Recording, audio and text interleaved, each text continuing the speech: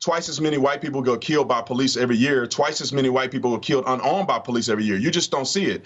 There's a gentleman named Tony Tempa. I guarantee you anybody watching me have no idea who Tony Tempa is. Tony Tempa was murdered in the same fashion that George Floyd was killed. But because he was white, we don't hear about it and nobody cares about it. Nobody's talking about police reform when he was suffocated and killed, but they only talk about it because George Floyd is black.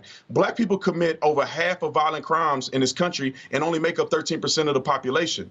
They commit over half of the murders in this country, but only make up 13% of the population. And we can agree that 13% of the population aren't the criminals. There's only a small fraction of the black community that's doing this. So that explains why police are in the black communities more, and that explains why black people are incarcerated more. They are making up lies saying that it has anything to do with racism. Do you understand that there's black police officers too that patrol in many of these majority black cities? Are they racist?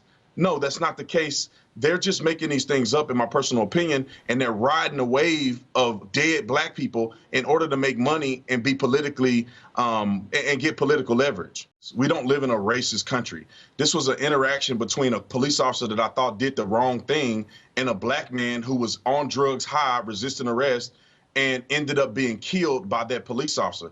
That's as simple as it can be. The president of the United States got out and made a fool of himself trying to promote racism in a simple police encounter that the officer got convicted on. So you reject President Biden's comments about systemic racism and it being a stain on the whole nation?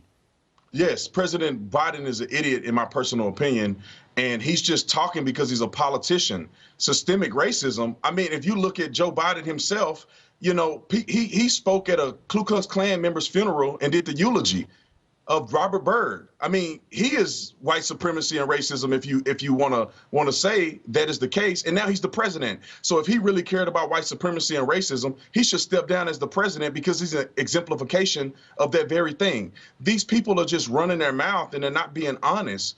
We don't have a problem with racism in our country. We have a problem with people not following the law. We also have a problem with politicians making up things so they can get reelected. And that's exactly what has been happening. That's why you never see anything change. They're lying to us. So